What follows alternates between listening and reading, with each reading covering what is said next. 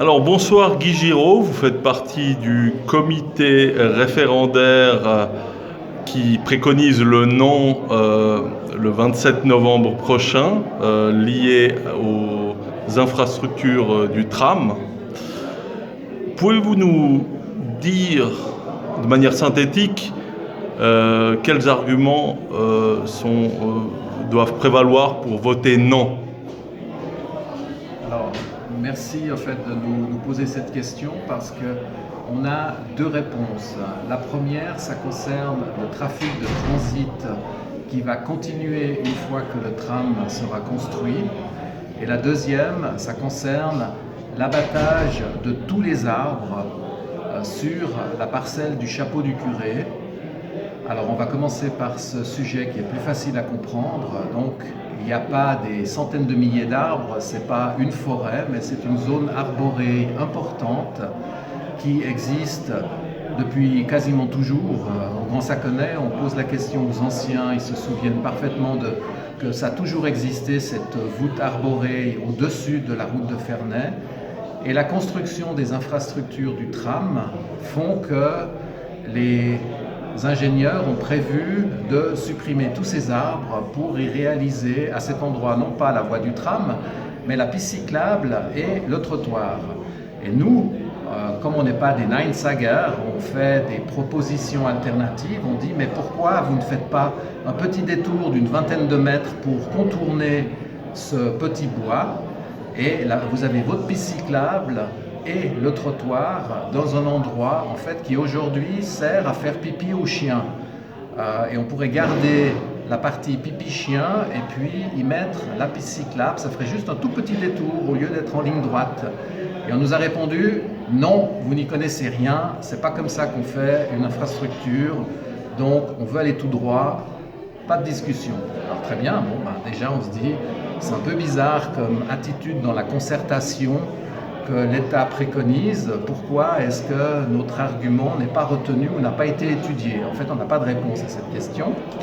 Et puis la deuxième chose, c'est que donc, l'État de Genève va faire une magnifique infrastructure qui s'appelle le Tunnel des Nations, qui va coûter plus de 200 millions, qui va être ouvert l'année prochaine. Et on se rend compte que finalement, ce Tunnel des Nations n'est pas capable d'absorber toute la circulation de la route de Ferney. Et quand on va construire le tram, donc il y aura encore la possibilité pour ces voitures qui ne peuvent pas passer par le Tunnel des Nations de passer par la route de Ferney.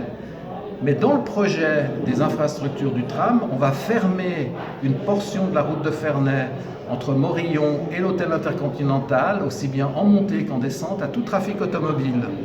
Donc il n'y a pas besoin d'avoir fait des grandes études pour se dire mais les quelques 10 à 15 000 voitures qui vont venir sur la route de Ferney, sur la route de Collevray, vont aller où puisqu'ils ne peuvent plus utiliser la route de Ferney pour descendre sur la place des Nations et aller en ville?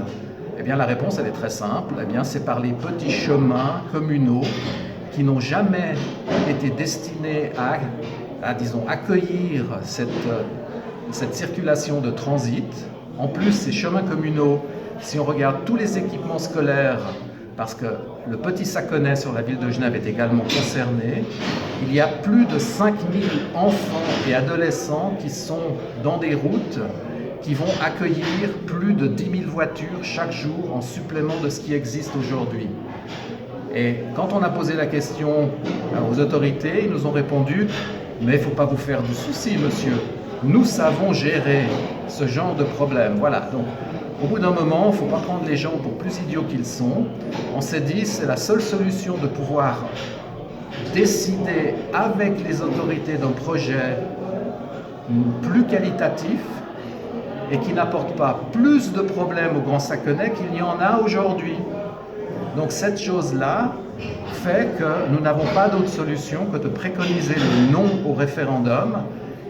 Et si le référendum finalement passe en votant non, les autorités n'auront pas d'autre solution que de revenir à la table de négociation et de voir comment on peut faire passer ce tram, parce que nous ne sommes pas contre le tram, mais nous sommes contre ce tram, avec les infrastructures qui ont été mal pensées. voilà, j'espère que j'ai pas été trop long et que j'ai pu vous convaincre d'aller voter non.